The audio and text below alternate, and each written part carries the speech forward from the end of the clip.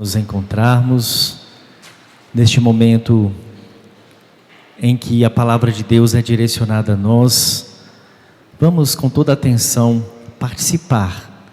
A homilia, ela é a extensão da palavra de Deus. Então, se tiver alguma criança com necessidade de ir lá fora, pode dar uma voltinha com ela, depois trazer de volta, não tem problemas.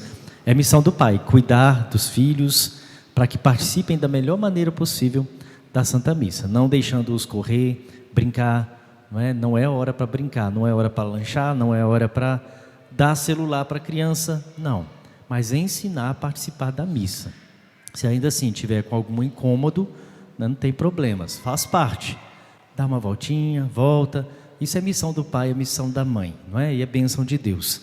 Veja bem, hoje toda a liturgia nos chama à responsabilidade de sermos filhos de Deus, mas essa responsabilidade, de fato, ela já está impressa em nós pelo batismo, mas a maior das responsabilidades é assumir isso no cotidiano, é de fato fazer valer a pena.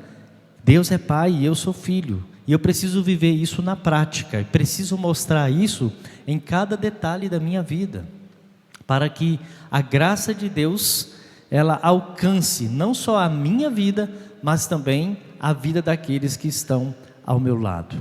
Então, ser filho de Deus é a identidade de todos nós, e não podemos nos esquecer disso. Quando estivermos por aí sendo atropelados pelos convites do mundo, as coisas mundanas, precisamos nos posicionar enquanto filhos de Deus. Eu sou filho de Deus, então isso aqui não serve para mim. Isso aqui não é para mim, isso aqui não entra na minha casa. Isso aqui não é coisa de um filho de Deus fazer.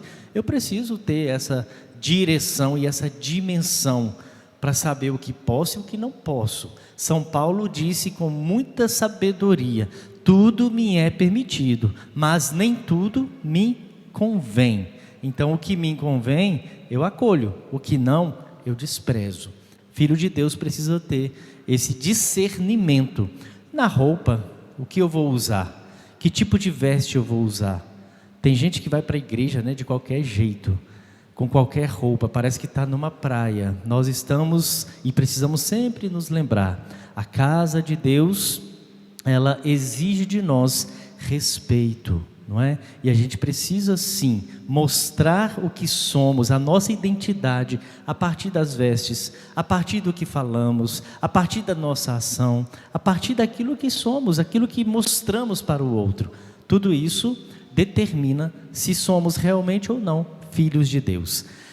A primeira leitura nos coloca nessa dimensão, quando o profeta Isaías, por sua palavra, vai se direcionar àquele povo sofrido, machucado, que tinha acabado de sair do exílio, mas um povo que estava ainda sem norte, um povo que estava ainda sem direção, um povo sofrido, um povo que estava machucado por causa do exílio.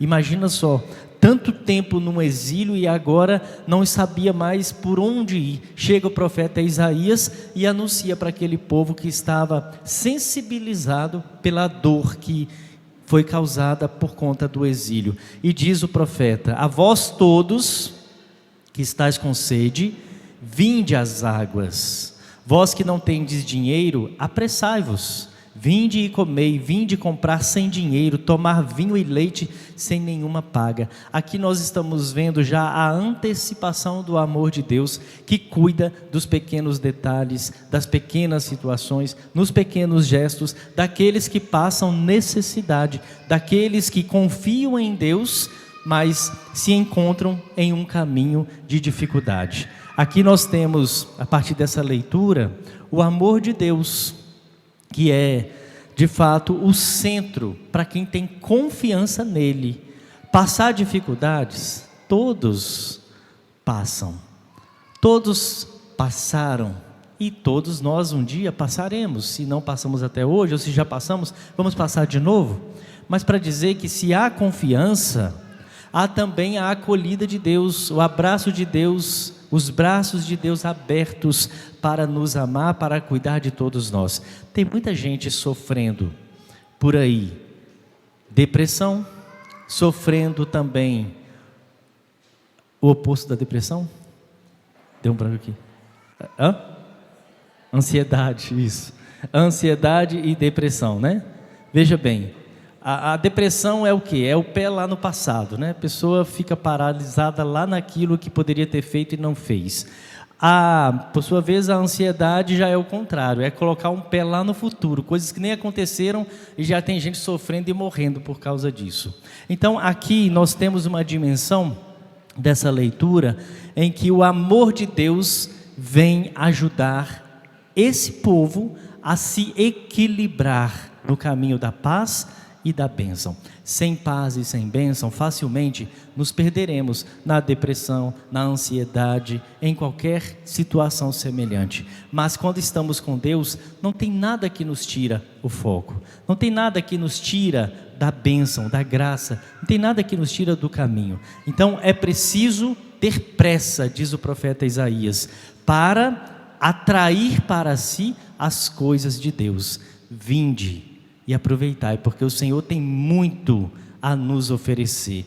Quando ele fala aqui dos 3 elementos, pão, o vinho e a água, já esses elementos nos mostram o amor de Deus, o cuidado de Deus, a expressão e o cumprimento das promessas de Deus na vida de um povo que confia nele, apesar da dor e do sofrimento.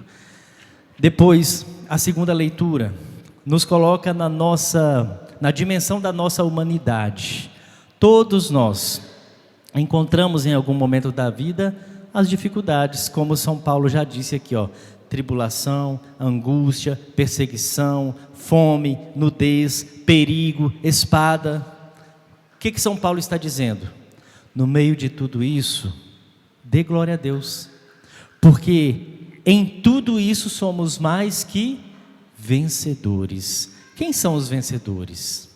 Os vencedores não são aqueles que não passam por fome, nudez, tribulação, guerra, tempestade, não, mas que passam confiantes em Jesus Cristo, que apesar da dor e do sofrimento estão confiantes no Senhor.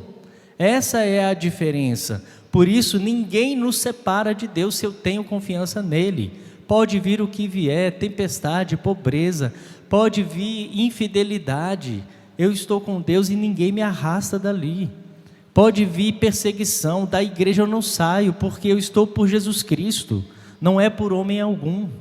Então ninguém pode me separar do amor de Deus, se eu tenho confiança nele, se eu tenho de fato essa dimensão que eu estou por ele e por mais ninguém. E isso faz toda a diferença no nosso caminho de seguimento. Depois, no evangelho de hoje, é um evangelho muito místico, mas muitos, e eu vou falar aqui, vou denunciar, né? Porque eu já ouvi muito isso antes mesmo de ser seminarista, até mesmo no tempo de seminarista, eu ouvi muitos padres e alguns bispos pregando sobre esse evangelho da forma mais errada possível, dizendo que este evangelho não se trata de milagre, se trata apenas de partilha, que os discípulos tinham algo e eles partilharam com todo aquele povo. Minha gente, se for isso, o evangelho ele mente para nós, e eu acredito no evangelho. O evangelho fala de milagre, foi um grande milagre. Veja bem, vamos nos contextualizar. Primeiro, Jesus soube da morte de João Batista. O que ele faz? Entristecido, vai para um lugar deserto, afastado, e ali ele fica. Quando a multidão soube que ele estava ali naquele lugar deserto e afastado, aquele povo todo vai atrás de cura, atrás de libertação e atrás de bênção, porque sabia que o Senhor poderia oferecer isso. E então ali eles pedem e Jesus faz.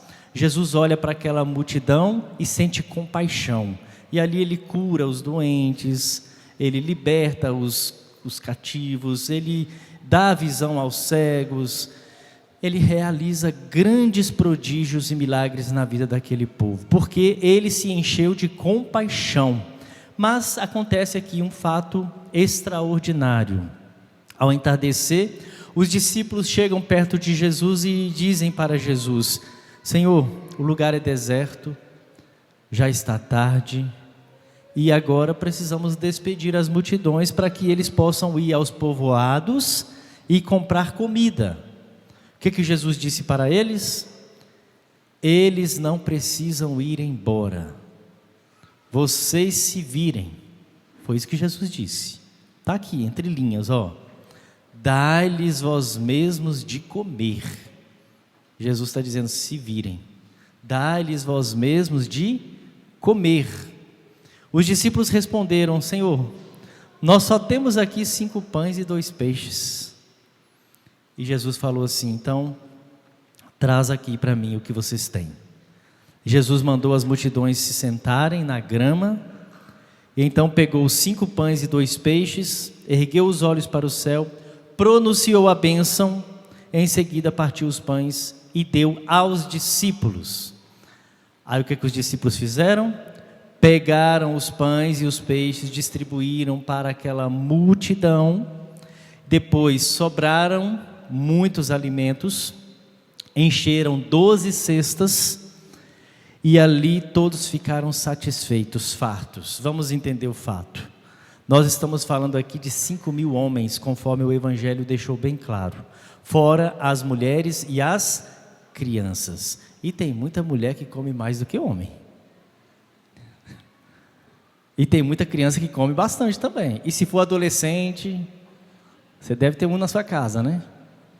Veja bem, para alimentar mais de 5.000 pessoas, 5 pães e 2 peixes. Agora diga para mim se não se trata de um milagre. Se humanamente era possível dividir 5 pães que os discípulos tinham e 2 peixes com mais de 5.000 pessoas, como seria possível isso sem milagre? Porque muitos pregadores por aí, principalmente de uma linhagem da teologia da libertação, dizem que se trata de uma partilha, por isso que o milagre aconteceu e todos ficaram satisfeitos. Não existe milagre da partilha se não houver a bênção de Deus. A bênção de Deus antecede a partilha. Nós vemos isso claramente aqui. Jesus pega os pães e os peixes, só 5, só 2 peixinhos, leva para o alto, ele levanta aqueles pães e os peixes para o alto, pede a bênção de Deus Pai, e a bênção recai sobre aquele alimento, e aí sim, aquilo ali se multiplica. Isso é ou não é milagre? É ou não é milagre? Então, para quem já ouviu falar que não é milagre, tira isso da cabeça e do coração, porque é milagre. Depois, agora sim, vamos entender o que é a partilha, né? Jesus pegou então os pães multiplicados, os peixes multiplicados, entregou para quem? Para os discípulos, para eles fazerem o quê? Partilhar com as multidões.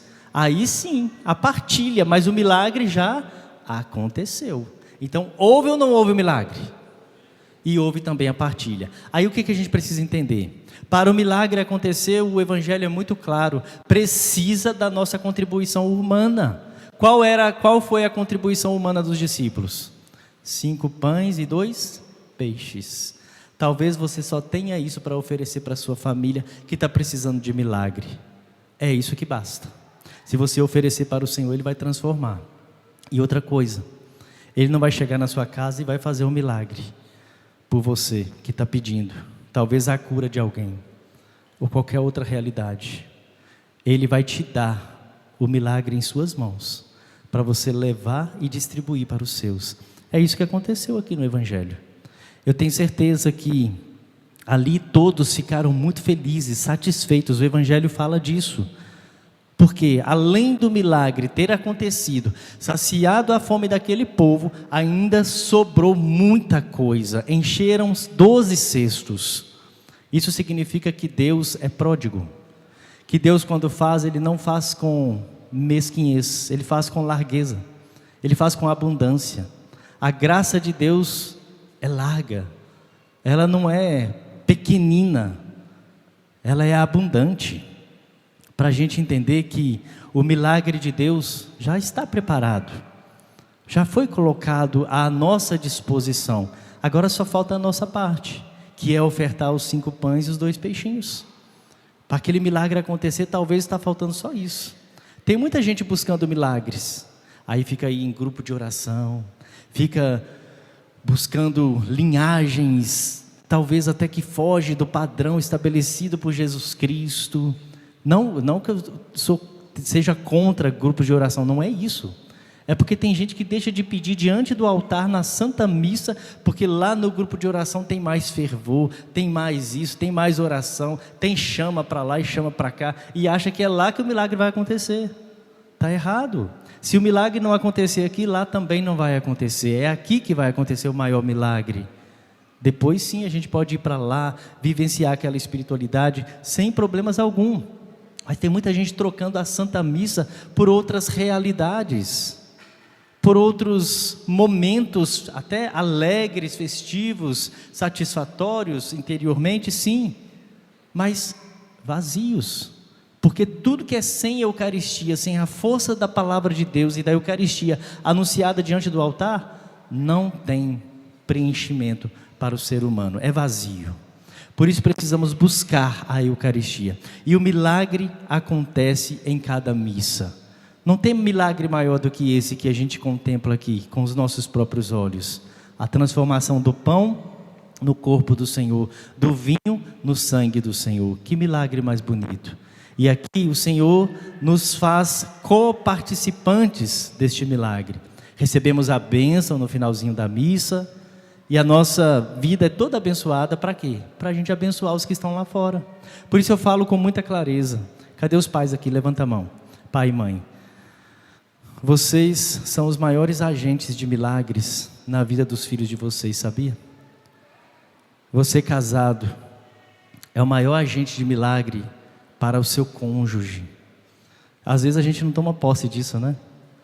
Tem muitas mães e muitos pais que não tomaram posse disso. Não tem agente de milagre maior do que vocês na vida dos seus filhos. Quando vocês olham para os filhos de vocês, quando eles estão saindo de casa, chegando, acordando, dormindo, meu filho, Deus te abençoe. Olha aí, que forma de expressar o milagre de Deus. Tem muita mãe e pai deixando de abençoar seus filhos. Assim como tem muitos filhos que não foram educados para pedirem benção, mãe, benção, pai. O milagre começa aí. Quantos filhos são protegidos por causa dessa palavra que é tão forte, vinda do pai e da mãe? Deus te abençoe, meu filho. Isso tem um poder tão grande de proteger seus filhos contra assaltos, acidentes. E vocês nem sabem quantos livramentos filhos de vocês já tiveram por causa dessa palavra. Não deixem de abençoar seus filhos. Essa é a maior forma de milagre que pode acontecer na vida dos seus filhos. Vocês que são pais, autoridade paterna, autoridade materna, começa aí, pedindo a bênção de Deus para os seus filhos. E depois, minha gente, a gente saber que como os discípulos precisamos levar o que recebemos de Deus. O milagre de Deus que foi realizado passa pelas nossas mãos. Agora eu preciso levar o que eu recebi aqui dentro, lá para fora. Somos esses agentes de milagres. Vamos pedir ao Senhor então, que contemplando o milagre dele possamos partilhar com os outros. O maior dom da partilha é esse, é partilhar a bênção que Deus nos deu, é partilhar a alegria que temos de estar diante do altar, diante da palavra, diante do Senhor, da nossa espiritualidade, aquilo que ela nos oferece, fazer com que o outro também se interesse por ela. Quantos estão por aí perdidos no mundo, nas drogas, em coisas aleatórias, vícios, poderiam estar aqui, diante do altar de Deus. Feche um pouquinho os seus olhos. Todos comeram e ficaram satisfeitos, por causa de uma palavra de ordem. Dai-lhes vós mesmos de comer. Se você quiser que sua família fique satisfeita, dai-lhes vós mesmos de comer. Se você quiser que seu marido fique satisfeito, dá-lhes vós mesmos de comer. Que a sua esposa, dá-lhes vós mesmos de comer. Tem tanta gente precisando da bênção, da graça e do milagre. Sejamos esses discípulos, agentes do milagre. Porque o Senhor nos abençoa para sermos abençoadores. E que Ele nos dê a graça de correspondermos com aquilo que Ele espera de cada um de nós. Assim seja. Amém.